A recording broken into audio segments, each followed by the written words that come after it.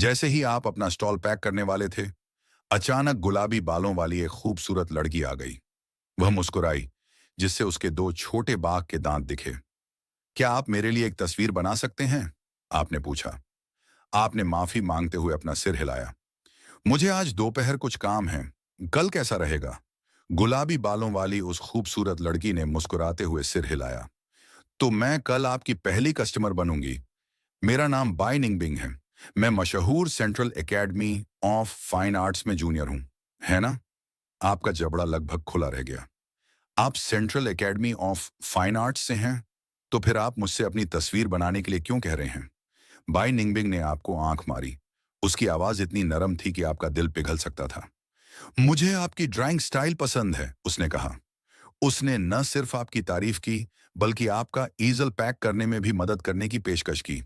Central academy of fine arts के एक top student से मिली पहचान से आपको अच्छा लगा। आप दोनों की तुरंत अच्छी बन गई और आप जोश से बातें करने लगे। लेकिन तुम दोनों में से किसी को भी उम्मीद नहीं थी कि अंडरग्राउंड रास्ते के दूसरे छोर पर एक औरत तुम्हें घूर रही होगी। उसके लाल होंठ कसकर एक दूसरे से सटे हुए थे। उसकी भौहें सिकुड़ी हुई थीं और उसके हाथ, तुम्हारी स्कर्ट इतनी जोर से सिकुड़ रही थी कि जूस हर जगह फैल गया था। तुम बेबस होकर देख रहे थे कि लियू रुयान कुचले हुए संतरे को कूड़ेदान में कैसे फेंक रही थी। वह आज बहुत अजीब हरकतें कर रही थी। जैसे ही वह वापस आई, उसने दराजों और अलमारियों में ढूंढना शुरू कर दिया। इतना शोर मचाया कि तुम अपनी पेंटिंग पर ध्यान नहीं दे पाए। तुम खुद को रोक नहीं पाए और पूछा, तुम क्या ढूंढ रहे हो? लियू रुयान ने तुम्हें अपनी गहरी स्याही जैसी आंखों से घूरा और कहा, मैं अलमारी में रखे सारे कपड़े धो रही हूं ताकि उनमें फफूंद न लग जाए। लेकिन जैसे ही वह गई, वह वापस बाथरूम में थी। चैन फैन, तुम इसे और बर्दाश्त नहीं कर सके और पेंटिंग नीचे फेंक दी। अब तुम्हें क्या हो गया है, मेरी मिस लियू? लियू रुयान चुप रही, बिस्तर पर चढ़ी, एक किताब उठाई और कुछ पन्ने पढ़ने का नाटक किया। अब तुम्हारी बारी थी दुखी होने की। तुमने टाइम देखा, 11 बज चुके थे। तुमने अभी तक अपनी पेंटिंग शुरू भी नहीं की थी। इसे मत देखो। लियू रुयान की गहरी आंखें समझ से परे थीं। क्वान शेंगशु, ठीक है, तो मैं इसे नहीं देखूंगा। तुम अड़े रहे। आज तुम्हें क्या हो गया है? तुम्हें अचानक ADHD हो गया है। लेकिन वह बोल ही नहीं रही है। उसकी आंखें तुम्हारे होंठों पर टिकी हैं। तुम फिर से उसके मुंह में खून थूक रहे हो। बोलो, तुम चुप रहने का नाटक क्यों कर रहे हो? इतनी पास होने की वजह से उसे बहुत ज्यादा प्रेशर महसूस होता है। उसकी सांसें तेज हो जाती हैं। जब तुम्हें लगता है कि वह तुम्हारे गुस्से से टूट जाएगी और तुम उसे खत्म करने ही वाले हो, तभी लियू रोयान अचानक बोलती है, ड्राइंग करते रहो, मैं पानी की बोतल खरीदने जा रही हूं। वह चादर हटाती है, बिस्तर से उठती है और जल्दी से कमरे से बाहर चली जाती है। आपको थोड़ा कंफ्यूजन होता है। आधी रात को पानी खरीदने बाहर क्यों जाना है? आपको समझ नहीं आता, इसलिए आप बस इसके बारे में सोचना बंद कर देते हैं और ड्राइंग करना जारी रखते हैं। वैसे भी पैसा कमाना सबसे जरूरी चीज है। आपने अभी कुछ स्ट्रोक भी नहीं बनाए हैं और अचानक कागज पर पानी की एक बूंद दिखाई देती है। आप अनजाने में छत की ओर देखते हैं और आपके ऊपर पानी की चमकती बूंदों की एक लाइन लटकी हुई है। ओह नहीं, ऊपर लीक है। आप घबराकर अपना ड्राइंग पेपर इकट्ठा करते हैं, बाथरूम में भागते हैं, एक बेसिन उठाते हैं, पानी इकट्ठा करने के लिए उसे टेबल पर रखते हैं, अपने जूते पहनते हैं और अपने पड़ोसी का दरवाजा खटखटाने के लिए ऊपर भागते हैं। जाते जाते आवाज लगाते हैं। आप बहुत देर तक खटखटाते हैं, ऊपर के पड़ोसियों को जगाते हैं, लेकिन फिर भी कोई जवाब नहीं आता। एक पड़ोसी बाहर झांकता है और कहता है, लगता है उस अपार्टमेंट में कई दिनों से कोई नहीं है। आप प्रॉपर्टी मैनेजमेंट को कॉल करने का फैसला करते हैं। ठीक है, आप जल्दी से अपना फोन निकालते हैं और नंबर डायल करते हैं। आप कहते हैं, हेलो, मैं भी 10 का रहने वाला हूं। ऊपर लीक हो रहा है, लेकिन ऐसा लगता है कि घर पर कोई नहीं है। क्या आप किसी को चेक करने के लिए भेज सकते हैं? आप बहुत ज्यादा परेशान हैं। पहले तो ये सिर्फ टपकने वाला लीक था, लेकिन अब और भी ज्यादा हो रहा है। मुझे डर है कि ऊपर का पाइप फट गया है। अगर ऐसा ही चलता रहा तो पूरा अपार्टमेंट बर्बाद हो सकता है। प्रॉपर्टी मैनेजमेंट का लहजा बेपरवाह रहा। ठीक है, मैं ऊपर वाले पड़ोसी को फोन करके हालात देख लूंगा। आपने फोन उठाया, फोन काट दिया और नीचे भागे। घर वापस आकर आपने देखा कि लीक और बिगड़ रहा था और फैल रहा था। आपने पानी इकट्ठा करने के लिए बाथरूम से एक बेसिन उठाया। प्रॉपर्टी मैनेजमेंट को कॉल किए 20 मिनट बीत चुके थे, लेकिन अभी भी कोई जवाब नहीं आया।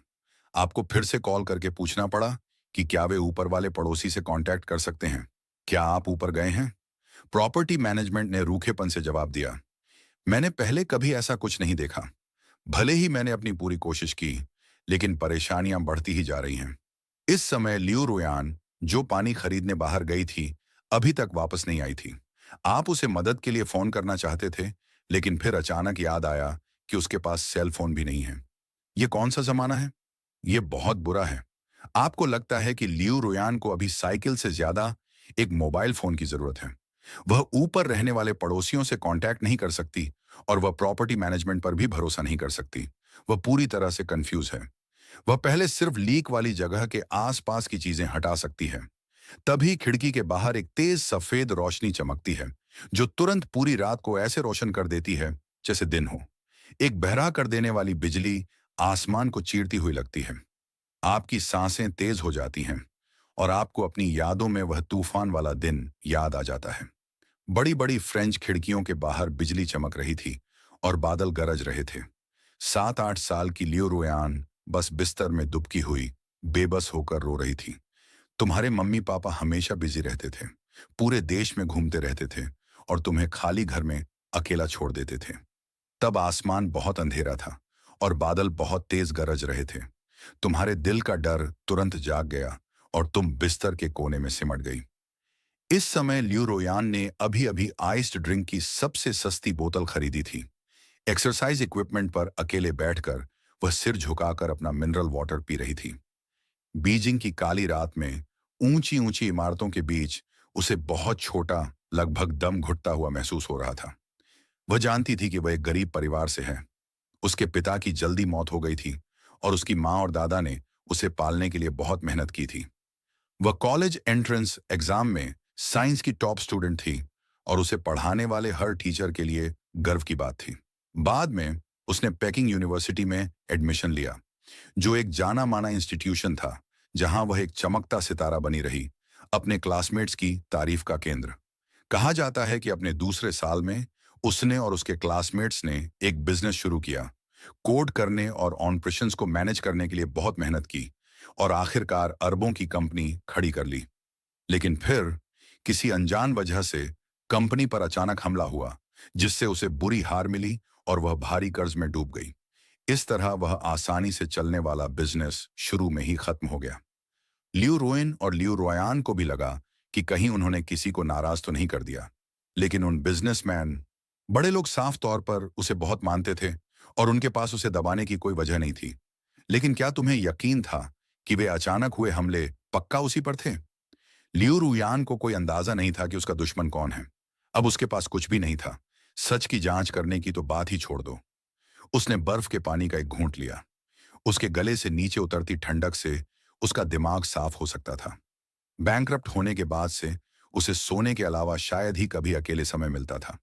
तुम हमेशा उसे काम करने और पैसे कमाने के लिए उकसाते थे या उसे हुक्म देते थे। हाल ही में तुम सच में शांत हो गए हो और एक्टिवली एक साइड जॉब ढूंढ लिया है। उसे शायद तुम्हारा एटीट्यूड अजीब लगता है, जैसे तुम उसे छोड़ने वाले हो। लियू रुयान को दोपहर का वह सीन याद होगा। तुम उस गुलाबी रंग की लड़की के साथ खुशी खुशी बातें कर रहे थे। तुम्हारी मुस्कान शायद उसके साथ होने के मुकाबले ज्यादा सच्ची थी। उसके हाथ में मिनरल वाटर की बोतल कसकर दबाई होगी। बोतल धीरे धीरे खराब हो रही थी। बची हुई आधी बोतल पानी उसके हाथ पर गिर गया। शायद उसने अपनी फीलिंग्स बताने की हिम्मत नहीं की। तुम्हें पता है कि वह असल में फ्रस्ट्रेट और नाराज महसूस कर रही थी। जब तक बिजली नहीं गिरी, तब तक सिर झुकाए उस औरत ने अचानक ऊपर देखा और घर भागी। तुमने लिविंग रूम की लाइट ऑन छोड़ी थी। जब लियू रोयान ने बेडरूम का दरवाजा खोला, तो उसे यकीन था कि वह तुम्हें बिस्तर के कोने में दुबके हुए, पीले चेहरे और डर से भरे हुए देखेगी। वह जल्दी से बेड के पास गई, तुम्हारे कंधे पर थपथपाते हुए पूछा, ज़्याओफान, ज़्याओफान, क्या हुआ? क्या हुआ? क्या घर लीक हो रहा है? ऊपर कोई नहीं है और प्रॉपर्टी मैनेजमेंट कुछ नहीं कर रहा है। लियू रोयान ने टेबल पर 2 बेसिन देखे, लेकिन उसे पक्का लगा कि लीक मेन प्रॉब्लम नहीं है। मेन प्रॉब्लम तो बाहर तेज बारिश और गरजती हुई बिजली थी।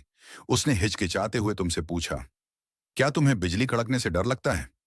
तुम एक पल के लिए हिचकिचाए, ये पक्का करते हुए कि उसे कुछ शक न हो।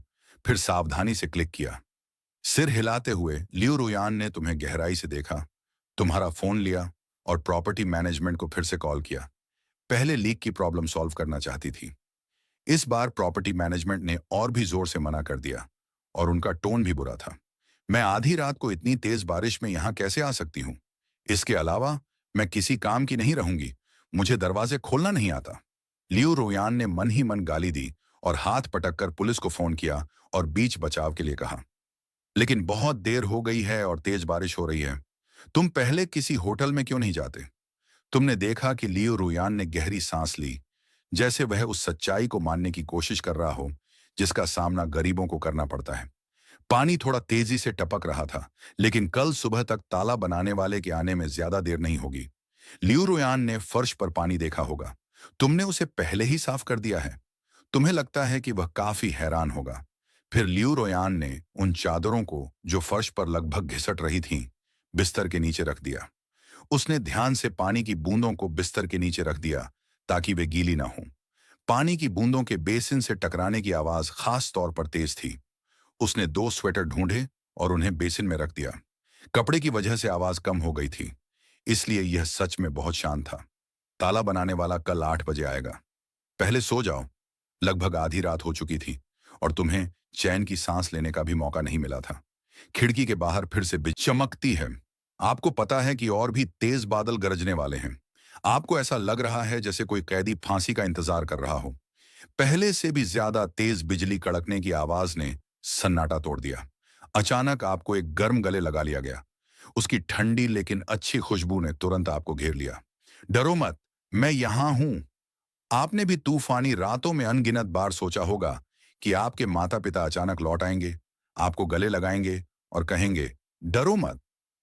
बदकिस्मती से ये इच्छा कभी पूरी नहीं हुई। आपने कभी उम्मीद नहीं की थी कि जो प्यार आपको अभी मिल रहा है वह सिर्फ एक कागज की गुड़िया से होगा, एक नॉवेल की हीरोइन जो आपकी नहीं होनी थी। लेकिन यह प्यार बहुत कीमती है। अगले दिन ताला बनाने वाला आया और प्रॉपर्टी मैनेजमेंट को गवाह बनाकर ऊपर का दरवाजा खोला तो पता चला कि पाइप नहीं फटा था, बल्कि ऊपर वाले ने जाने से पहले नल ठीक से बंद नहीं किया था। सिंक से पानी ओवरफ्लो हो गया, जिससे उनका पूरा अपार्टमेंट भर गया। आप डिजाइनर को पकड़कर पूछना चाहते थे कि वह क्या सोच रहा है। क्या उसे लगा कि होटल में रहना, क्या कपल्स एक दूसरे के साथ इतना ओपन हो सकते हैं? बाथरूम से पानी की आवाज आई। लियो रुयान, जाओ नहा लो, आपने कहा, बिस्तर पर उसकी तरफ पीठ करके बैठे हुए, अपना ड्राइंग बोर्ड पकड़े हुए, खुद से बुदबुदाते हुए। डिजाइनर, खालीपन मौत है। मैं परवर्ट नहीं हूं, सच में नहीं हूं। मैं अब और ड्रॉ क्यों नहीं करता? लियो रुयान की आवाज आपके ऊपर से आई। आपने अचानक अपनी आंखें खोली और आपके सामने एक नाजुक अलौकिक चेहरा बड़ा हो गया। 3 सीधी 5 आंखों वाली विशेषताओं का गोल्डन रेशियो।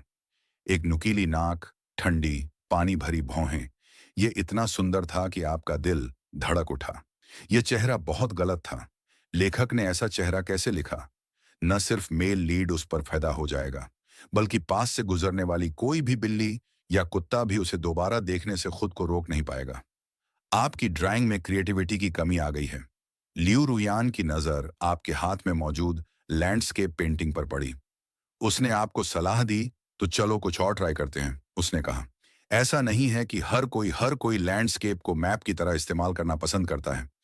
अचानक बाय निंगबिंग, जिसके लिए आप खड़े हुए थे, आपके दिमाग में कौंध गई। बाय निंगबिंग का लुक क्यूट है। वह लोगों के मन में कोई गंदे ख्याल नहीं आने देती और आपको तुरंत शांत कर सकती है। आपने उसे ड्रॉ करने का फैसला किया। यह कल आपके स्टॉल पर देने के लिए एकदम सही रहेगा। लियो रुयान हाथ में एक किताब लेकर आई। वह ऐसी लग रही थी जैसे बिस्तर पर लेटकर पढ़ने वाली हो, जब तक कि उसने अनजाने में नजर नहीं डाली और उस औरत के चेहरे के शेप नहीं देखे जिसे आपने अभी अभी ड्रॉ किया था। चेहरे का शेप और हेयर स्टाइल दोनों ही कल दोपहर वाली पिंक ड्रेस वाली लड़की जैसे लग रहे थे। लियो रुयान का चेहरा तुरंत काला पड़ गया। उसने उससे कहा कि लैंडस्केप न बनाए और वह दूसरी औरतों को बनाने लगी है। लियो रुयान गुस्से में लगभग हंस पड़ी, लेकिन फिर वह उदास चेहरे के साथ पास आई और यूं ही पूछा, तुम किस सेलिब्रिटी को बना रही हो? उसने तुम्हारे लिए बाहर निकलने का रास्ता भी तैयार कर दिया था। तुम्हें बस उसके साथ चलना था। लियू रोयान को उस पल बहुत उदार और विचारशील महसूस हुआ होगा। किसने सोचा होगा कि तुम जवाब देने से पहले ऊपर भी नहीं देखोगे। वो मेरे क्लाइंट्स में से एक है। हमें आज सुबह उसे पेंट करना था, लेकिन मैंने उसे खड़ा कर दिया। कहानी बिल्कुल भी उसकी स्क्रिप्ट के हिसाब से नहीं हुई। लियू रोयान का टोन अजीब लगा। क्या तुम सच में बिजनेस में इतनी विचारशील हो? उसने सोचा। तुम्हें अपने सभी क्लाइंट्स को याद रखना होगा। तुमने अपना सिर झुका लिया और पेंटिंग जारी रखी। लियो रुयान का चेहरा काला पड़ गया, जैसे वह सोच रही हो कि बिना तुम्हें गुस्सा दिलाए तुम्हारी बातों को कैसे अच्छे से मना करे। तभी तुम अचानक बोली, मैं भूल गई कि वह कैसा दिखता था। क्या उसकी आंखें पीच ब्लॉसम जैसी थीं? लियो रोयान की मुट्ठी, जो ड्रिल की तरह कसी हुई थी, अचानक ढीली पड़ गई। उसका गुस्सा तुरंत गायब हो गया। बस एक राहगीर जिसका चेहरा मुझे ठीक से याद नहीं है। कितनी जलन वाली लियू रोयान ने दरियादिली का नाटक किया और कहा कि शायद वह उसे भविष्य में फिर से देखेगी। जब तुमने उसे खुद देखा तो तुमने हाँ में सिर हिलाया। तो तुमने आधी अधूरी पेंटिंग रख दी और छोटे जानवरों वाले कुछ बैकग्राउंड पेंट करने चली गई। बिना चेहरे वाली पेंटिंग को लापरवाही से तुम्हारे बिस्तर पर फेंक दिया गया। लियू वुयान ने दरियादिली का नाटक करते हुए पेंटिंग को देखा और ज्यादा नाराज होती गई। वह अब बहुत होगा। वह पेंटिंग को कूड़ेदान में फेंकना चाहता था, लेकिन तुम्हारे गुस्से की वजह से वह रुक गया। अगली सुबह तुमने फिर से अपना स्टॉल लगाना शुरू कर दिया। आज अंडरपास में बहुत कम लोग थे। तरबूज बेचने वाला बूढ़ा आदमी भी नहीं आया। तुमने बात मानकर अपना ईजल लगाया और काम शुरू करने के लिए तैयार हो गए। लेकिन पूरी सुबह इंतजार करने के बाद तुमने सिर्फ 2 पेंटिंग बनाई। ऐसा लगता है कि रेगुलर कस्टमर भी चले गए हैं। तुमने सोचा कि क्या तुम्हें कल अपना स्टॉल बदल लेना चाहिए। बिजनेस के लिए ज्यादा भीड़ वाली जगह बेहतर हो सकती है, बाइनिंग बिंग ने कहा। वह ठीक उसी समय आई जब तुम सामान पैक करने वाले थे। उसने आज फिर से अपनी स्कूल यूनिफॉर्म पहनी हुई थी। तुम शायद उसकी घड़ी नहीं पहचान पाओगे, लेकिन इतने अच्छे कपड़े पहने स्टूडेंट जरूर किसी अमीर परिवार से होगा।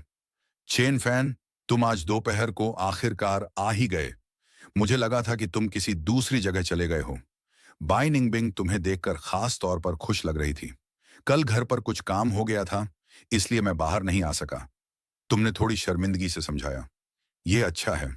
मुझे चिंता थी कि मैं तुम्हारे मुंह ड्रॉ करने का इंतजार नहीं कर पाऊंगी। बाई निंगबिंग ने मुस्कुराते हुए कहा। तुम्हें पैक करते देखकर उसने पूछा कि क्या तुम दुकान बंद करने वाले हो। तुम कल वापस क्यों नहीं आते? उसने सोचा। उसे इतनी दूर बिना वजह आने पर बुरा लग रहा था। उसने टाइम देखा और कहा, एकदम सही टाइमिंग। मैंने कल ही तुम्हारी आउटलाइन बना ली थी।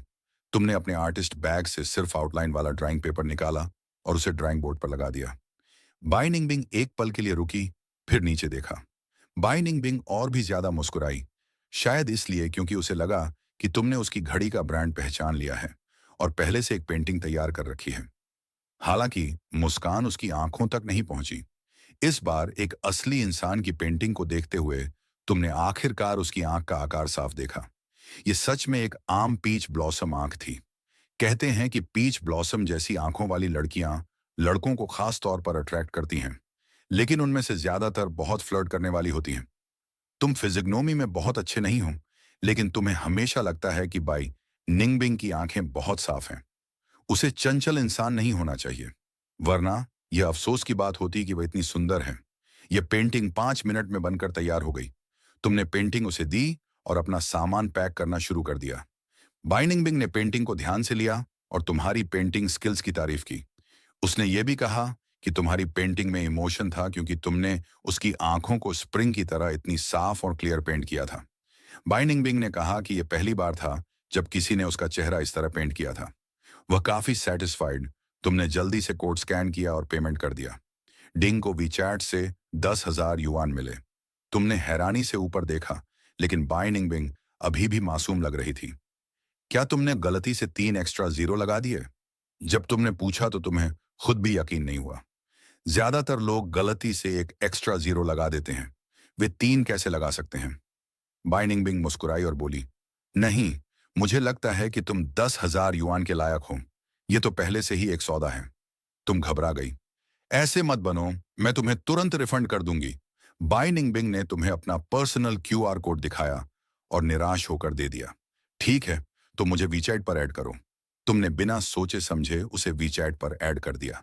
10,000 युआन, कौन नहीं चाहेगा, खासकर जब तुम्हारा परिवार बहुत गरीब हो।